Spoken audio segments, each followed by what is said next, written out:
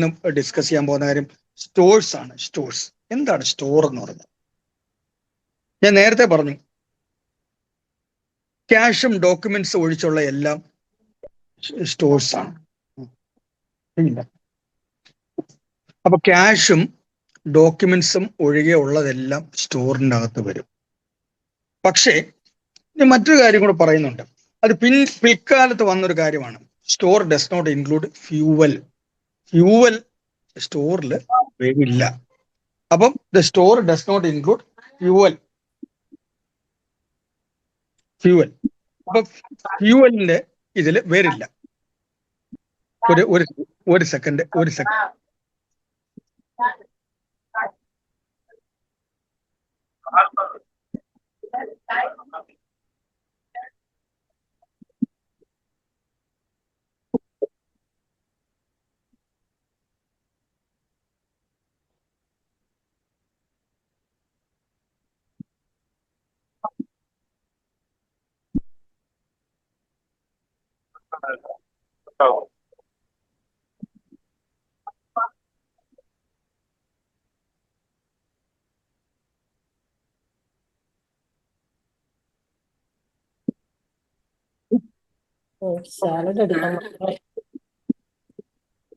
Salad എടുക്കാൻ പറഞ്ഞു.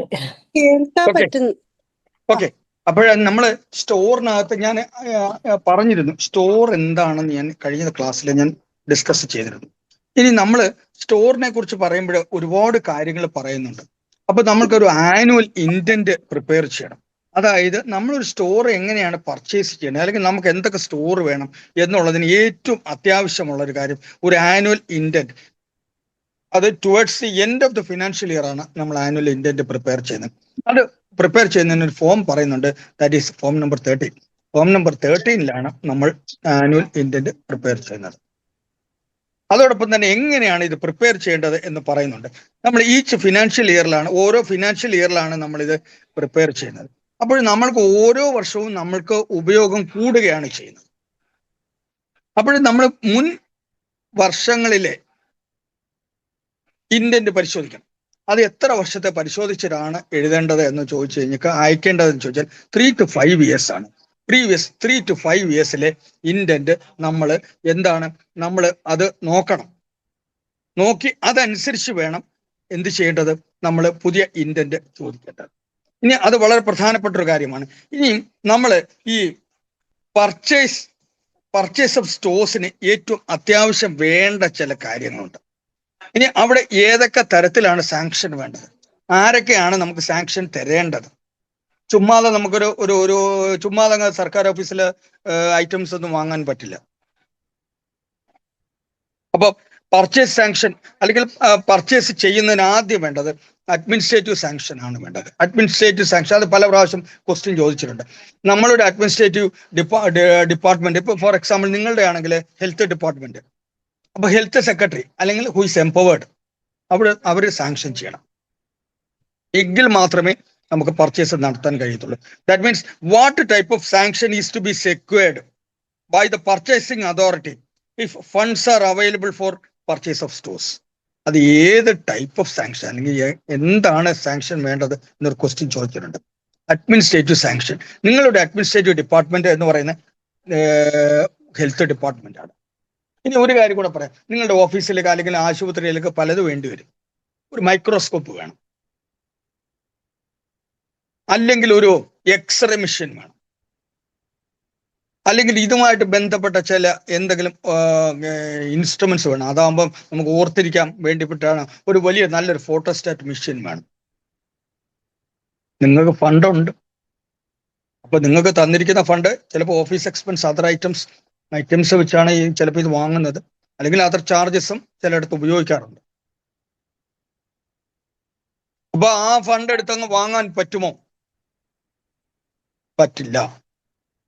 നമ്മൾക്കിത് ആവശ്യമാണ് എന്ന് ബോധ്യപ്പെട്ട് അവിടുന്ന് സാങ്ഷൻ ചെയ്യുമ്പോൾ മാത്രമേ നമ്മൾക്ക് അതിന്റെ പ്രാരംഭ നടപടികൾ വാങ്ങാനുള്ളത് എടുക്കാൻ കഴിയുള്ളൂ. ഇനി അഡ്മിനിസ്ട്രേറ്റീവ് സാങ്ഷൻ ശരിക്കും ആരാണ് തരേണ്ടതെന്ന് ചോദിച്ചാൽ ഹെഡ് ഓഫ് ദി ഡിപ്പാർട്ട്മെന്റ്സ്. ചിലപ്പോൾ DHSന് വേണമെങ്കിൽ തരാം. ഒരു പർച്ചേസ് വരെ DHSന് വേണമെങ്കിൽ നിങ്ങളുടെ ഡിപ്പാർട്ട്മെന്റിൽ തരാം. അല്ലെങ്കിൽ ഹെൽത്ത് സെക്രട്ടറി അവർക്ക് ചിലപ്പോൾ സാങ്ഷൻ തരാൻ കഴിയും. അപ്പം ശരിക്കും പറഞ്ഞാൽ അഡ്മിനിസ്ട്രേറ്റീവ് സാങ്ഷൻ തരേണ്ടത് ആരാണ് എന്ന് ചോദിച്ചാൽ ഹെഡ് ഓഫ് ദി ഡിപ്പാർട്ട്മെന്റ് ആണ് അതിന് എംപവർ ചെയ്തിരിക്കുന്നത്. വളരെ പ്രധാനപ്പെട്ടതാണ്. ഇനി നമ്മൾ ചില ലക്ഷറി ആർട്ടിക്കിൾസ് ഉണ്ട്. ലക്ഷറി ആർട്ടിക്കിൾസ് എന്ന് പറയുന്നത് ഞാൻ ഈ പറഞ്ഞതുപോലെ ഫോട്ടോഗ്രാഫിക് എക്യുപ്മെന്റ്സ്, ജനറേറ്റർ, ഇതൊക്കെ ലക്ഷറി ആർട്ടിക്കിൾസ് ആണ്. ഇങ്ങനെയുള്ള സാധനങ്ങളൊക്കെ വാങ്ങിക്കണമെങ്കിൽ administrative sanction head of the department തന്നാൽ പോരാ, അതിന് ഗവൺമെന്റ് സാങ്ഷൻ തന്നെ വേണം. കാരണം എന്താ, ഹയർ എമൗണ്ട് കൊടുക്കണം. ഒരു വലിയ ജെൻസെറ്റ് വേണം. ഇപ്പൊ ജനറൽ ആശുപത്രി, തിരുവനന്തപുരത്ത് ജനറൽ ആശുപത്രി വലിയ ആശുപത്രിയാണ്. അപ്പൊ ഒരു ആശുപത്രിയിൽ ഒരു ജെൻസെറ്റ് വാങ്ങിക്കണമെങ്കിൽ എങ്ങനെ വലിയ, എനിക്ക് തോന്നുന്നു 10-40 ലക്ഷം രൂപയെങ്കിലും വേണ്ടി വരും തോന്നുന്നു. എനിക്ക് എക്സാക്ട് അറിയില്ല, ഞാൻ പറഞ്ഞതാണ്. അപ്പോൾ ഇത്ര ഒരു ഹ്യൂജ് എമൗണ്ട് നിങ്ങളുടെ ഹെഡ് ഓഫ് ഓഫീസിന് സാങ്ഷൻ ചെയ്യാൻ പറ്റത്തില്ല. അത് ലക്ഷറി ഐറ്റം ആയിട്ടാണ് കൺസിഡർ ചെയ്തിരിക്കുന്നത്. ഫോട്ടോഗ്രാഫിക് എക്യുപ്മെന്റ്സ് എന്ന് പറഞ്ഞാൽ ചില ഫോട്ടോഗ്രാഫിക് എക്യുപ്മെന്റ്സിനൊക്കെ ഭയങ്കര വിലയാണ്. ദെൻ ആൾസോ മൈക്രോസ്കോപ്പിനൊക്കെ ഇപ്പൊ എന്ത് വിലയുണ്ടെന്ന് എനിക്കറിയില്ല. 3-4 ലക്ഷം രൂപ, 10 ലക്ഷം രൂപ വരുമോ എനിക്കറിയില്ല, എത്ര വരുമെന്ന്. അത്രയൊക്കെ വരാൻ സാധ്യതയുണ്ട്. അപ്പൊ ഇതൊക്കെ ലക്ഷറി ഐറ്റംസ് ആയിട്ട് ഐഡന്റിഫൈ ചെയ്തിരിക്കുന്ന സാധനങ്ങളാണ് photographic equipments. Then comes to microscope, generator, ഇതിനൊക്കെ ഉള്ളതിനൊക്കെ ഹ്യൂജ് എമൗണ്ട് വരികയാണെങ്കിൽ അത് സാങ്ഷൻ ചെയ്യാനുള്ള പവർ കൊടുത്തിരിക്കുന്നത്, അല്ലെങ്കിൽ അത് സാങ്ഷൻ ചെയ്യേണ്ടത് ഗവൺമെന്റ് തന്നെ ആണ് എന്ന് പറയുന്നുണ്ട്. ഇനി മറ്റൊരു കാര്യങ്ങളുണ്ട്. നമ്മൾക്കുള്ള പ്രപ്പോസൽസ്, നമുക്ക് പർച്ചേസിന് പ്രപ്പോസൽസ് വേണം. നമ്മളൊരു പ്രപ്പോസൽസ് വെക്കുന്നത് ആരാണ് എന്ന് ചോദിച്ചാൽ അവിടെ ഈ പ്രപ്പോസൽസ് നമ്മൾക്ക് ഇങ്ങനൊരു പർച്ചേസ് വേണം, ഇത് നമ്മൾക്ക് ഇവിടെ ആവശ്യമാണ്, ഇതിന്റെ ആവശ്യകത എന്താണ്, വാട്ട് ഇസ് എ നീഡ് എന്നുള്ളതൊക്കെ തീരുമാനിക്കുന്നതിന് ഒരു കമ്മിറ്റി വെച്ചിട്ടുണ്ട്. അതിന് പറയുന്ന പേരാണ് ദ ഡിപ്പാർട്ട്മെന്റൽ പർച്ചേസ് കമ്മിറ്റി. അപ്പൊ ആ ഡിപ്പാർട്ട്മെന്റൽ പർച്ചേസ് കമ്മിറ്റി അംഗീകരിച്ച്, ഇപ്പൊ ഇതെല്ലാം കടലാസിൽ കാണും, എല്ലാ ഡിപ്പാർട്ട്മെന്റിലും കാണും, അതിന് അധികാരപ്പെട്ടവരുണ്ടാവും. അപ്പൊ ആ ഡിപ്പാർട്ട്മെന്റൽ DPC എന്ന് പറയും, ഡിപ്പാർട്ട്മെന്റൽ പർച്ചേസ് കമ്മിറ്റി. ആ പർച്ചേസ് കമ്മിറ്റി അംഗീകരിച്ചെങ്കിൽ മാത്രമേ അത് വാങ്ങാൻ കഴിയുകയുള്ളൂ. അത് വളരെ പ്രധാനപ്പെട്ട ഒരു കാര്യമാണ്. പിന്നെ നമ്മൾ എങ്ങനെ വാങ്ങും? ഇപ്പൊ നിങ്ങൾക്കറിയാം, ഇപ്പം ഡോക്ടേഴ്സിനൊക്കെ പരിചയമുള്ള പല മെഡിക്കൽ എക്യുപ്മെന്റ്സ്, നിങ്ങൾ മെഡിക്കലുമായിട്ട് ബന്ധപ്പെട്ടതുകൊണ്ടാണ് ഞാൻ അങ്ങനെ പറയുന്നത്, സപ്ലൈ ചെയ്യുന്ന പലരെയും അറിയാമായിരിക്കും. നിങ്ങൾ ബന്ധുക്കളുണ്ടാകാം, സുഹൃത്തുക്കളുണ്ടാകാം. ഒരു പർച്ചേസ് അവര് പറയുന്നത് നമുക്ക് വില കുറച്ച് തരികയും ചെയ്യും. ചിലപ്പോൾ നമുക്ക് വാങ്ങാൻ കഴിയുമോ? കഴിയില്ല. അവിടെയാണ് ഈ പർച്ചേസ് ഏറ്റവും കൂടുതൽ ആളുകൾക്ക് പർച്ചേസുമായിട്ട് ബന്ധപ്പെട്ടാണ് ഇതിലെ ലയബിലിറ്റി ഫിക്സ് ചെയ്യുന്നത്. ആ ലയബിലിറ്റി ഫിക്സ് ചെയ്യുന്നത് ഇത് തന്നെയാണ്. ഒരു സെക്കൻഡ്.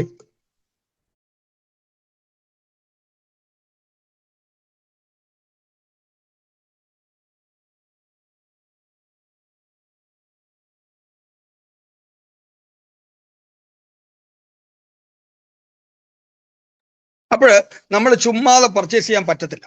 അതിന് ഉപയോഗിക്കുന്ന മോഡസ് ഓപ്പറാണ്ടി എന്ന് പറയുന്ന, അല്ലെങ്കിൽ ആ എന്ത് മോഡലാണ് വിളിക്കുന്നത്, അതിന് ടെൻഡർ സിസ്റ്റമാണ്. അപ്പൊ ടെൻഡർ സിസ്റ്റം എന്ന് പറയുന്നത് ചുമ്മാതെ നമുക്കൊരു ടെൻഡർ സിസ്റ്റം എന്ന് പറയുമ്പോൾ നമ്മൾക്ക് ശരിക്കും പറഞ്ഞു കഴിഞ്ഞാൽ ആ ടെൻഡർ സിസ്റ്റത്തിനെ കുറിച്ച് നമ്മൾ വളരെ നല്ല ഭംഗിയായിട്ട് മനസ്സിലാക്കിയേ പറ്റൂ. ഇനി നമ്മൾ ചില കാര്യങ്ങൾ ഈ ടെൻഡർ സിസ്റ്റത്തിലൂടെ എങ്ങനെ വാങ്ങാൻ കഴിയും, അതിന് ഏതൊക്കെ തരത്തിലാണ് ടെൻഡർ ഉള്ളത്, അതിൽ ചില കാര്യങ്ങൾ ഞാൻ ഇന്ന് വളരെ വിശദമായിട്ട് പറയാൻ ഉദ്ദേശിക്കുന്നുണ്ട്. പിന്നെ മറ്റൊരു കാര്യമുണ്ട്, ഗവൺമെന്റ് സോഴ്സിൽ നിന്ന് വാങ്ങുന്ന ഒരു പ്രോഡക്റ്റിനും ടെൻഡർ സിസ്റ്റം ആപ്ലിക്കബിൾ അല്ല. അപ്പൊ ഈ ടെൻഡർ സിസ്റ്റത്തിലാണ് അഴിമതി നടക്കാൻ സാധ്യതയുള്ളത്. അല്ലെങ്കിൽ നമ്മൾ അങ്ങനെ ലോക്കൽ പർച്ചേസ് അല്ലെങ്കിൽ നമ്മൾ എന്താ പറയുക, ഈ പത്രത്തിലൊക്കെ പരസ്യം ചെയ്ത് നമ്മൾ എന്തെങ്കിലും ആർട്ടിക്കിൾസ് വാങ്ങുമ്പോഴാണ് അതിൽ നെഗോസിയേഷനും മറ്റു പല കാര്യങ്ങളും ഒക്കെ നടന്ന് ഈ മറ്റുള്ളവർക്ക് അഴിമതി ആരോപിക്കാൻ കഴിയുന്നത്. അവിടെയാണ് നമ്മൾ പറയുന്നത് എപ്പോഴും ഗവൺമെന്റ് സോഴ്സ് ആണെങ്കിൽ ആ ഗവൺമെന്റ് സോഴ്സിൽ നിന്ന് വാങ്ങുന്നതിന് ടെൻഡർ സിസ്റ്റം ആവശ്യമില്ല. എന്താ ബിന്ദു ഡോക്ടറിന് എന്തെങ്കിലും സംശയം ഉണ്ടോ? ഗവൺമെന്റ് സോഴ്സിൽ നിന്ന് വാങ്ങുന്നതിന് ടെൻഡർ സിസ്റ്റം ആവശ്യമില്ല എന്ന് പറഞ്ഞപ്പോഴും ഞാൻ പറഞ്ഞു തരാം കാര്യങ്ങൾ. ഇല്ല സാറേ. കാലാകാലങ്ങളിൽ നമുക്ക് ഗവൺമെന്റ് ഓഫീസിലേക്ക് എന്തൊക്കെ വേണം? ഒന്ന് ഫർണിച്ചർ വേണം, അതിന് സിഡ്കോയിൽ നിന്ന് വാങ്ങിക്കാം. സിഡ്കോയിൽ നിന്ന് വാങ്ങിച്ചു കഴിഞ്ഞാൽ അതിന് യാതൊരു തരത്തിലും ടെൻഡർ സിസ്റ്റം ആവശ്യമില്ല, ഒരു തരത്തിലും അഴിമതി ആർക്കും പറയാൻ കഴിയില്ല. കമ്പ്യൂട്ടർ ആൻഡ് അലൈഡ് മെറ്റീരിയൽസ് അല്ലെങ്കിൽ കമ്പ്യൂട്ടറും അതുമായി ബന്ധപ്പെട്ട വസ്തുക്കൾ വാങ്ങണമെങ്കിൽ കെൽട്രോണിൽ നിന്ന് വാങ്ങാം. ഇലക്ട്രിക്കൽ അപ്ലയൻസസ് വാങ്ങണമെങ്കിൽ അതുപോലെ എന്തെങ്കിലും മറ്റു കാര്യങ്ങളുണ്ടെങ്കിൽ, ഇപ്പം ഫോർ എക്സാമ്പിൾ നിങ്ങളുടെ ഹോസ്പിറ്റലിൽ ഒരു ഹൈമാക്സ് ലൈറ്റ് വെക്കണം, അതിന് കെല്ലുണ്ട്. പ്രൈവറ്റിന് കൊടുക്കുമ്പോൾ മാത്രമാണ് ഈ തരത്തിലുള്ള ഈ അഴിമതി ആരോപണങ്ങൾ അല്ലെങ്കിൽ അതുമായിട്ട് ബന്ധപ്പെട്ട് നമ്മൾക്ക് ലയബിലിറ്റീസ് വരുന്നത്. ഇപ്പൊ കമ്പ്യൂട്ടർ പർച്ചേസിന് നോർമലി കെൽട്രോൺ അല്ലെങ്കിൽ NICയുടെ ഒരു സിസ്റ്റർ കൺസേൺ സ്ഥാപനമുണ്ട്, നിക്സി എന്ന് പറയും. അപ്പൊ സെൻട്രൽ ഗവൺമെന്റിന്റെയാണ്, അന്നുള്ള പ്രൈസിന് തരും. പക്ഷെ നിക്സിയും കെൽട്രോണിനും തമ്മിൽ ഒരു വ്യത്യാസമുണ്ട്. കെൽട്രോണിലാണെങ്കിൽ സാധനം തന്നതിന് ശേഷം പൈസ കൊടുത്താൽ മതി, പക്ഷെ നിക്സിക്കാണെങ്കിൽ അഡ്വാൻസ് പൈസ കൊടുക്കണം. ഇങ്ങനെ അഡ്വാൻസ് പൈസ കൊടുക്കണേ. ഞാൻ അങ്ങനെ ഒരു പർച്ചേസ് ഞാൻ ജോലി ചെയ്തിരുന്ന സ്ഥലത്ത് നടത്തിയിട്ടുണ്ട്. അപ്പോൾ 2005, 2006 കാലഘട്ടത്തിലൊക്കെ ആണെങ്കിൽ കമ്പ്യൂട്ടറൈസേഷൻ വന്നിരുന്നു. അപ്പൊ നല്ല പർച്ചേസ് വന്നു. ആ പർച്ചേസ് വന്നപ്പോഴത്തേന് ഒരു തരത്തിലും നമ്മൾക്ക് ഇതിന്റെ പ്രോസ് ആൻഡ് കോൺസ് ഒന്നും അറിയില്ല. കമ്പ്യൂട്ടർ നല്ലത് ഏതാണ്, ഒരു കമ്പ്യൂട്ടറിനകത്ത് അവർ പറയുന്ന 8 GB റാം ഉണ്ട് അല്ലെങ്കിൽ 6 GB റാം ഉണ്ട് എന്നൊക്കെ പറയും. ഇത് നമുക്ക് കണ്ട ഇപ്പോഴൊക്കെ ആണെങ്കിൽ നമ്മൾ ഇതുമായിട്ട് അക്വൈൻറ്റഡ് ആയിട്ട് നമുക്കിവിടെ കുറച്ച് തിരിച്ചറിവുണ്ട്, അന്ന് അത്രയും തിരിച്ചറിവില്ല. അപ്പൊ അങ്ങനെ വരുമ്പോഴേ ഇത്ര ഒരു വലിയ പർച്ചേസ് അന്ന കാലത്തൊക്കെ ഒരു 50 ലക്ഷത്തിന്റെ പർച്ചേസ് എന്നൊക്കെ പറയുമ്പോൾ it's a very big purchase. എന്ത് ചെയ്യണമെന്ന് അറിയാൻ വയ്യ. കഴുകന്മാര് നടപ്പുണ്ട്, എന്തു ചെയ്യും? അവസാനം ഇതില് വിക്ടിമൈസ് ചെയ്യപ്പെടുന്നത് വളരെ ഇന്നസെന്റ് ആയ ആൾക്കാരായിരിക്കും, അല്ലെങ്കിൽ ഇതുമായിട്ട് ബന്ധം അറിയാത്തവരായിരിക്കും. ഒന്നും ചെയ്തില്ല, നേരെ ഗവൺമെന്റ് ഓഫ് ഇന്ത്യ അഡ്രസ്സ് ചെയ്തു. ഇരു ചെവി അറിയാതെ അഡ്രസ്സ് ചെയ്തു. ഗവൺമെന്റ് ഓഫ് ഇന്ത്യ പറഞ്ഞു ഞങ്ങൾ നിക്സിയിൽ നിന്ന് നമ്മൾ സാധനങ്ങൾ തരുമെന്ന്. നിക്സി സാധനങ്ങൾ തന്നു. ഒരു after scrutinizing by audit department ഒന്നും സംഭവിച്ചു. അവിടെയാണ് നമ്മൾ ചിന്തിക്കേണ്ടത്, when you are initiating a purchase you prefer definitely buy government sources. Government സോഴ്സസിൽ നിന്ന് മാത്രമായിട്ട് നിങ്ങൾ പർച്ചേസ് ചെയ്യുക. ഇനി വളരെ പ്രധാനപ്പെട്ട ഒരു കാര്യം പറയുകയാണ്. ഇനി ചില കാര്യങ്ങൾ ഒഴിവാക്കിയിട്ടുണ്ട്, ടെൻഡർ സിസ്റ്റത്തിൽ നിന്ന് ഒഴിവാക്കിയ ചില കാര്യങ്ങൾ പറയാം. ഒന്ന്, നേഴ്സിംഗ് സിസ്റ്റേഴ്സിന് യൂണിഫോം വാങ്ങുന്നതിന് ഹോസ്പിറ്റൽസിൽ അതിന് ടെൻഡർ സിസ്റ്റത്തിന് ആവശ്യം ഇല്ല. ചില purchasing officer should obtain stores by calling for tenders in all cases except the following. ഇതിന് വേണ്ട. നേഴ്സിംഗ് ഓഫീസേഴ്സിന് ഒരു കോട്ട് വാങ്ങുന്നതിന് അതിന് യഥാർത്ഥത്തിൽ ആവശ്യമില്ല. അതായത് പെറ്റി പർച്ചേസ്, ഈ petty purchase of less than 500 at A time, 500 രൂപയ്ക്ക് താഴെ ഉള്ള ഏതെങ്കിലും ഒരു പർച്ചേസ്. ഫോർ എക്സാമ്പിൾ, നിങ്ങളുടെ ഓഫീസിലേക്ക് ഒരു ബൾബ് വേണം, ഒരു ട്യൂബ് മാറ്റണം, അല്ലെങ്കിൽ കമ്പ്യൂട്ടറിലെ ഒരു പ്ലഗ് ഫിറ്റ് ചെയ്യണം. ഇതിനൊക്കെ 500 രൂപയെ താഴെയുള്ളൂ. അതിനൊക്കെ ടെൻഡർ വിളിക്കാൻ പോയാൽ നമ്മുടെ കാര്യങ്ങൾ നടക്കത്തുമില്ല, കൂടാതെ സമയത്ത് കാര്യങ്ങൾ നടക്കത്തുമില്ല. ഇനി അത് വളരെ പ്രധാനപ്പെട്ട ഒരു കാര്യമാണ് ഞാൻ പറഞ്ഞത്. അത് നമ്മളുടെ ഈ ഫിനാൻഷ്യൽ കോഡിൽ വളരെ വ്യക്തമായിട്ട് തന്നെ അത് പറയുന്നുണ്ട്. ഇനി മറ്റൊരു കാര്യമുണ്ട്, 10,000-ന് മുകളിൽ നമ്മള് 10,000-ന് മുകളിൽ ഉള്ള പർച്ചേസിന് നമ്മൾ ഡെഫിനറ്റ്ലി നമ്മൾ ടെൻഡർ സിസ്റ്റം അഡോപ്റ്റ് ചെയ്തെങ്കിലേ പറ്റൂ. അതിന് നമ്മൾ അഡ്വർടൈസ്മെന്റ് മുഖാന്തരം നടത്തുന്ന ടെൻഡറിന് പറയുന്ന പേരാണ് ഓപ്പൺ ടെൻഡർ. നമ്മൾ അഡ്വർടൈസ്മെന്റ് എന്ന് പറഞ്ഞാൽ നമ്മൾ മീഡിയ അഡ്വർടൈസ്മെന്റ് ഏതെങ്കിലും പ്രമുഖ പത്രത്തിൽ കൊടുക്കും, അല്ലെങ്കിൽ ഓൺലൈൻ മാധ്യമത്തിലൂടെ കൊടുക്കാം, ഗസറ്റ് വഴി കൊടുക്കാം. ഇങ്ങനെയൊക്കെ കൊടുക്കുന്നതിന് മിനിമം 10,000-ന് മുകളിൽ ഉള്ള എമൗണ്ടിലുള്ള പർച്ചേസ് ആണെങ്കിൽ നമ്മൾ അത് കൊടുത്തേ പറ്റൂ, ഓപ്പൺ ടെൻഡർ. പിന്നെ മറ്റൊരു കാര്യമുണ്ട്, by direct invitation of limited number of firms. ചില കാര്യങ്ങളിൽ ലിമിറ്റഡ് നമ്പർ ഓഫ് ഫേംസിൽ മാത്രമേ ചില പ്രോഡക്ട്സ് ഉൽപ്പാദിപ്പിക്കുന്നുള്ളൂ. അതിന് നമുക്ക് വേണമെങ്കിൽ മൊണോപ്പൊളി എന്ന് പറയാൻ പറ്റത്തില്ല. ചിലപ്പോൾ ഫോർ എക്സാമ്പിൾ, ഒരു എക്സാമ്പിൾ പറയാവുന്നത്, ചില എക്യുപ്മെന്റ്സ്, നിങ്ങളുടെ തന്നെ ചില എക്യുപ്മെന്റ്സ് ചിലപ്പോൾ 1-2 കമ്പനികൾ മാത്രമേ പ്രൊഡ്യൂസ് ചെയ്യുന്നുണ്ടാവും. അവിടെ 10,000 രൂപയ്ക്ക് മേളിലായാൽ പോലും നമ്മൾ അവിടെ പക്ഷേ ഇങ്ങനെ പത്രപരസ്യം കൊടുത്തു അല്ലെങ്കിൽ അങ്ങനെ ഒന്നും സാധിക്കത്തില്ല. അത്തരത്തിൽ വിളിക്കുന്ന ടെൻഡറിന് പറയുന്ന പേരാണ് ലിമിറ്റഡ് ടെൻഡർ എന്ന് പറയുന്നത്. That means by direct invitation to limited number of firms, limited tender. പിന്നെ മറ്റൊരു കാര്യം കൊണ്ടുണ്ട്, by invitation only one firm only. ചിലത് ഒരു ഫേം മാത്രം പ്രൊഡ്യൂസ് ചെയ്യുന്ന പ്രോഡക്ട്സ് ഉണ്ടാകാം. എനിക്ക് തോന്നുന്നു ചിലപ്പോൾ CT സ്കാനർ ചിലപ്പോൾ ഒരു ഫേം മാത്രമായിരിക്കും. ബിന്ദു ഡോക്ടറെ, ശരിയാണോ ഞാൻ പറഞ്ഞത്? എനിക്കറിയില്ല, നിങ്ങൾ ഡോക്ടേഴ്സ് ആയതുകൊണ്ട് ഞാൻ ചോദിച്ചതാ. ചില പ്രോഡക്ട്സ് ഒരേ ഒരു ഫേം മാത്രം പ്രൊഡ്യൂസ് ചെയ്യുന്ന ചില പ്രോഡക്ട്സ് ഉണ്ടാകും. അത് ഞാൻ ഫെമിലിയർ അല്ല കേട്ടോ, അറിഞ്ഞൂടാ അതിനെപ്പറ്റി. കേട്ടില്ല? എനിക്ക് അതിനെപ്പറ്റി അറിയില്ല. ഒറ്റ ഫേം മാത്രം ഉണ്ടാക്കുന്ന ചില പ്രോഡക്ട്സ് ഉണ്ടാകാം. അത് കാണും, അത് കാണും. ഡെഫിനറ്റ്ലി കാണും. ചിലപ്പോൾ വല്ല ഞാൻ മിക്കവാറും എല്ലായിടത്തും കണ്ടിരിക്കുന്ന ബി പി നോക്കുന്ന മെഷീൻ. ഇപ്പോഴും പിന്നെ അല്ലാത്ത വേറൊരു സൈസ് മെഷീനൊക്കെ ഉണ്ട്. അതല്ലാതെ ഇങ്ങനെ പ്രസ് ചെയ്തതിൽ മെർക്കുറി ലെവലിൽ നോക്കുന്ന മെഷീൻ ഞാൻ എല്ലാ ഡോക്ടർമാരുടെ കയ്യിൽ ഇരിക്കുന്ന ഒരേ ഒരു സൈസ് മെഷീനാണ് ഞാൻ കണ്ടിരിക്കുന്നത്. അപ്പൊ ഞാൻ വിചാരിച്ചിട്ടുണ്ട് ചിലപ്പം അത് ഒരു സിംഗിൾ കമ്പനിയാണ് ഉണ്ടാക്കുന്നത്. ഞാനിങ്ങനെ ഒബ്സർവ് ചെയ്യും. നമ്മളിങ്ങനെ പഠിപ്പിക്കുന്നതുകൊണ്ട് നമ്മൾ നോക്കും. അപ്പൊ ഇങ്ങനെയൊക്കെ കമ്പനികളുണ്ട്. അപ്പൊ അതുപോലെ തെത്തും മിക്കവാറും എല്ലാവരുടെ കയ്യിലും ഒരേ സാധനമാണ് ഞാൻ കണ്ടിരിക്കുന്നത്. എല്ലാവരും അതിന് ഗവൺമെന്റ് കൊടുക്കുന്നതാണോ ഇവർ വാങ്ങുന്നതാണോ എന്നൊന്നും എനിക്കറിയില്ല. അതൊക്കെ വാങ്ങിക്കുന്നത് സ്വന്തമായിട്ട് വാങ്ങിക്കുന്നത്. അപ്പൊ അല്ലെങ്കിൽ അതെ, നമ്മളെ കൂടുതൽ പറയാതിരിക്കുന്നത് നല്ലത്. ഓക്കെ. അപ്പൊ ഞാൻ CT സ്കാനറിന്റെ കാര്യം ആലോചിച്ചപ്പോൾ CT സ്കാനർ ചിലപ്പം ഇന്ത്യയിൽ പ്രൊഡ്യൂസ് ചെയ്യുന്നതായിട്ട് എനിക്കറിയില്ല. ഐ തിങ്ക് ജപ്പാനിലോ അല്ലെങ്കിൽ ജർമ്മനിയിലോ ഒക്കെ ആയിരിക്കും ഇതൊക്കെ ഉണ്ടാക്കുന്നത്. അല്ലാതെ ഇന്ത്യയിൽ പറ്റുമോ? അത് നമ്മൾ പഠിക്കുന്നുണ്ട്. എങ്ങനെയാണ് ഒരു ഫോറിൻ കൺട്രിയിൽ നിന്ന് നമ്മൾ എങ്ങനെയാണ് പ്രൊക്യൂർ ചെയ്യേണ്ടത് എന്നുള്ളത് പറയുന്നുണ്ട്. അതിന് പറയുന്നത് സിംഗിൾ ടെൻഡർ ഓർ, അപ്പൊ അവിടെ അത് വളരെ പ്രധാനപ്പെട്ടതാണ്. Otherwise it is called private purchase. അപ്പൊ പ്രൈവറ്റ് പർച്ചേസ് അപ്പൊ സിംഗിൾ ടെൻഡറിനെ പ്രൈവറ്റ് പർച്ചേസ് എന്ന് പറയുകയും ചെയ്യും. ഇനി ഞാൻ വേറൊരു കാര്യം ഇവിടെ പറയാൻ ആഗ്രഹിക്കുന്നുണ്ട്. Open tender system.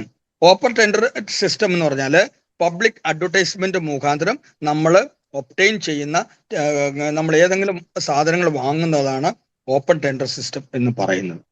ഇനി ഇതിന് ചില കാര്യങ്ങൾ പറയുന്നുണ്ട്. ഇതിന് വളരെ വിശദമായിട്ട് ചില എന്താ പറയുക, അതിനൊരു ക്രൈറ്റീരിയ തന്നെ പറയുന്നുണ്ട്, എങ്ങനെ വേണം അത് വാങ്ങേണ്ടത് എന്ന് പറയുന്നുണ്ട്.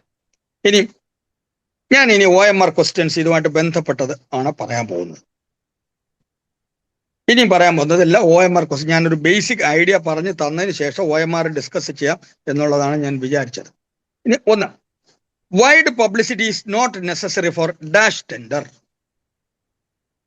ക്വസ്റ്റ്യൻ ചോദിച്ചാൽ ഞാൻ ഇപ്പൊ തന്നെ പറഞ്ഞതാണ്, വൈഡ് പബ്ലിസിറ്റി ആവശ്യമില്ലാത്തത് സിംഗിൾ ടെൻഡറിന് വൈഡ് പബ്ലിസിറ്റി ആവശ്യമില്ല.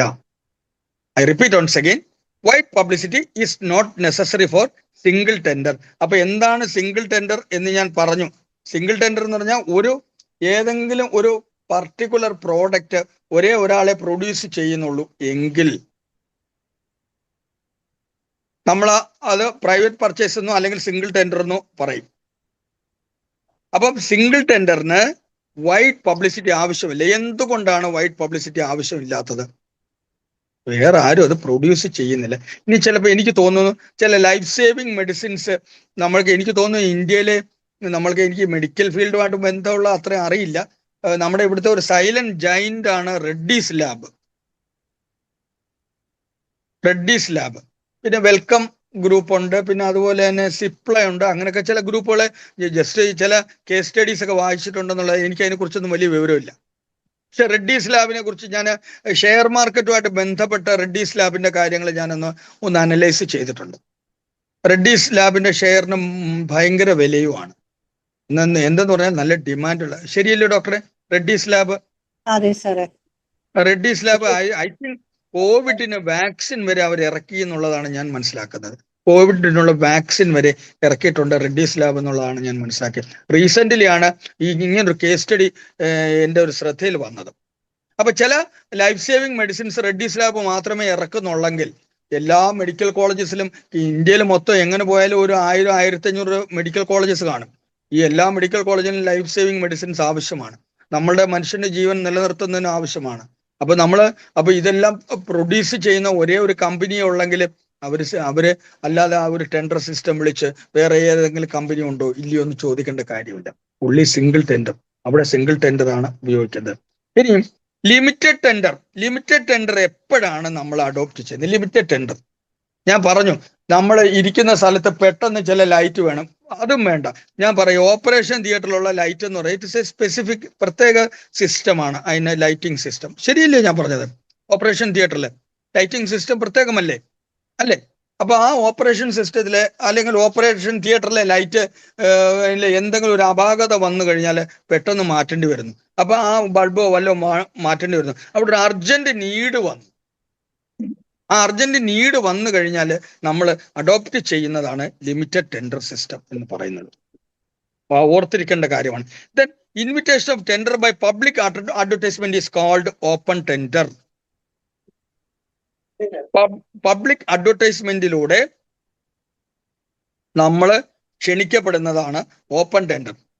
അതിനൊരു എക്സാമ്പിൾ പറയാം. മെഡിക്കൽ കോളേജിന് പുതിയ ഒരു ബിൽഡിംഗ് പണിയണം, അല്ലെങ്കിൽ മെഡിക്കൽ കോളേജിൽ കംപ്ലീറ്റ് പുതിയ ഫർണിച്ചർ ഇടണം. അപ്പൊ അവിടെ കട്ടിൽ വേണം, കസേര വേണം, പിന്നെ ഷെൽഫ് വേണം, ഇത്യാദി സാധനങ്ങളൊക്കെ വേണം. അപ്പൊ അവിടെ ഒരുപാട് സാധനങ്ങൾ വേണം, അർജന്റ് നീഡുമാണ്. ഇതെല്ലാം കൂടെ കൊണ്ട് സിഡ്കോയിലോട്ട് പറഞ്ഞു കഴിഞ്ഞാൽ അവരിത് ഉണ്ടാക്കി തരണമെങ്കിൽ അപ്പോഴത്തേനെ വർഷങ്ങൾ എടുക്കും ചിലപ്പോൾ.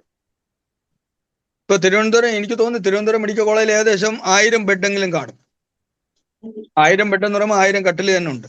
അതുമായിട്ട് ബന്ധപ്പെട്ട മറ്റ് എക്യുപ്മെന്റ്സ് ഉണ്ട്, അല്ലെങ്കിൽ മറ്റു കാര്യങ്ങൾ വേണം, ഇതെല്ലാം കൂടെ. അപ്പൊ അവിടെയാണ് നമ്മൾ ഓപ്പൺ ടെൻഡർ സിസ്റ്റം നമ്മൾ അഡോപ്റ്റ് ചെയ്യുന്നത്. വളരെ പ്രധാനപ്പെട്ട ഒരു കാര്യമാണ്. ഇനി വളരെ മറ്റൊരു കാര്യം കൂടെ പറയുകയാണ്. ഇനി a purchasing officer should call for tenders for purchase of electrical items. Purchase of electrical items for government യൂസിന് purchase officer should call for tenders. എപ്പോഴും ഇലക്ട്രിക്കൽ ഐറ്റംസിന് ടെൻഡർ വിളിച്ച് ചെയ്യാൻ പാടുള്ളൂ. അപ്പൊ ഇലക്ട്രിക്കൽ ഐറ്റംസ് എന്ന് പറയുമ്പോൾ പലത് വരാം. ഇപ്പൊ നമ്മൾക്ക് ഒരു 100 ഫാൻ വേണം. 100 ഫാൻ അല്ലെങ്കിൽ അതിൽ കൂടുതൽ മറ്റ് എക്യുപ്മെന്റ്സ് എന്തെങ്കിലും വേണം. ഇപ്പം നമ്മുടെ നാട്ടിലെ ഇപ്പം എനിക്ക് തോന്നുന്നു ഈ പാരിപ്പള്ളി മെഡിക്കൽ കോളേജൊക്കെ സെൻട്രലൈസ്ഡ് AC ആണ്. അപ്പൊ ഒരുപാട് എക്യുപ്മെന്റ്സ്, അതുമായിട്ട് ബന്ധപ്പെട്ട ഇലക്ട്രിക്കൽ എക്യുപ്മെന്റ്സ് വേണ്ടി വരും. അപ്പൊ ഇതിനെല്ലാം നമ്മൾ ടെൻഡർ സിസ്റ്റത്തിലൂടെ മാത്രമേ അവർക്ക് അത് പ്രൊക്യൂർ ചെയ്യാൻ കഴിയുകയുള്ളൂ എന്നുള്ളത് വളരെ പ്രധാനപ്പെട്ടതാണ്. ഇനി price preference may be given to, ആർക്കായിരിക്കണം നമ്മൾ പ്രൈസ് പ്രിഫറൻസ് കൊടുക്കേണ്ടത്? Product of public sector undertakings. അതാണ് ഞാൻ പറയുന്നത്. കെൽട്രോൺ എന്ന് പറഞ്ഞാൽ പബ്ലിക് സെക്ടർ എന്റർപ്രൈസ് ആണ്. അപ്പൊ നമ്മള് സിഡ്കോയും അതുപോലെ തന്നെയാണ് പബ്ലിക് സെക്ടറിൽ നമ്മൾ ഇമ്പോർട്ടൻസ് കൊടുക്കണം. എന്തുകൊണ്ടാണ് പബ്ലിക് സെക്ടറിൽ ഇമ്പോർട്ടൻസ് കൊടുക്കണം എന്ന് പറയുന്നതിന്റെ കാരണം, അത് ഗവൺമെന്റ് സോഴ്സ് ആണ്. ഗവൺമെന്റ് സോഴ്സിലൂടെ പർച്ചേസ് ചെയ്യുന്ന പ്രോഡക്ട്സിന് നമുക്ക് ടെൻഡർ സിസ്റ്റം ആവശ്യമില്ല. മാത്രമല്ല, മറ്റൊരു പ്രധാനപ്പെട്ട ഒരു കാര്യം എന്ന് പറയുന്നത് അതിന് ഗ്യാരണ്ടിയും വാറണ്ടിയും മറ്റ് ചില പ്രിവിലേജസ് ഒക്കെ ഉണ്ടാവും. ഗവൺമെന്റിന്റെ തന്നെ ആയതുകൊണ്ട് അതിൽ കൃത്യമായ നടപടിക്രമം ഉണ്ടാവും. അല്ലാതെ ഒരു പ്രൈവറ്റ് കമ്പനി നമുക്ക് തന്നു, ആ കമ്പനി പൂട്ടിപ്പോയാൽ പിന്നെ ഫർദർ സ്റ്റെപ്പുകൾ അല്ലെങ്കിൽ അതുമായിട്ട് ബന്ധപ്പെട്ട മറ്റു കാര്യങ്ങൾ ചെയ്യുന്നത് ബുദ്ധിമുട്ടായി. ഇപ്പൊ കെൽട്രോണിൽ നിന്നാണ് കമ്പ്യൂട്ടർ വാങ്ങിച്ചെങ്കിൽ, അപ്പൊ അല്ലെങ്കിൽ വേറെ ഏതെങ്കിലും ഒരു പ്രൈവറ്റ് ഫേമിൽ നിന്നാണ് കമ്പ്യൂട്ടർ വാങ്ങിച്ചു, അവനാ അത് പൂട്ടിപ്പോയി കഴിഞ്ഞാൽ അവന് AMC ഓക്കെ ഉണ്ട്, പക്ഷെ ഇല്ലെങ്കിൽ പിന്നെ അവനെ തിരക്കി പോകേണ്ടി വരും. നമ്മുടെ കാര്യങ്ങൾ പർപ്പസ് സെർവ് ചെയ്യത്തില്ല. കെൽട്രോൺ ആകുമ്പോൾ പബ്ലിക് സെക്ടർ എന്റർപ്രൈസ് ആയതുകൊണ്ട് നമുക്ക് ഈസി ആയിട്ട് അവരെ നമുക്ക് നമുക്ക് അത് സൗകര്യാർത്ഥം നമുക്ക് കിട്ടും. ഇനി നമുക്ക് ടെൻഡറിൽ എൻട്രി ചെയ്യുന്നതിന് കെട്ടിവെക്കുന്ന ഒരു തുകയുണ്ട്. അതിന് EMD എന്നാണ് പറയുന്നത്. EMD എന്ന് പറഞ്ഞാൽ ഏണസ്റ്റ് മണി ഡെപ്പോസിറ്റ്. മലയാളത്തിൽ പറഞ്ഞാൽ നിരതദ്രവ്യം എന്നാണ് പറയുന്നത്. അത് ഓർത്തിരിക്കേണ്ട ഒരു കാര്യമാണ്. അപ്പൊ നിരതദ്രവ്യം കെട്ടിവെക്കുന്നു. അപ്പൊ അങ്ങനെയുള്ള ഒരാൾക്ക് മാത്രമേ എന്ത് ചെയ്യാൻ കഴിയത്തുള്ളൂ?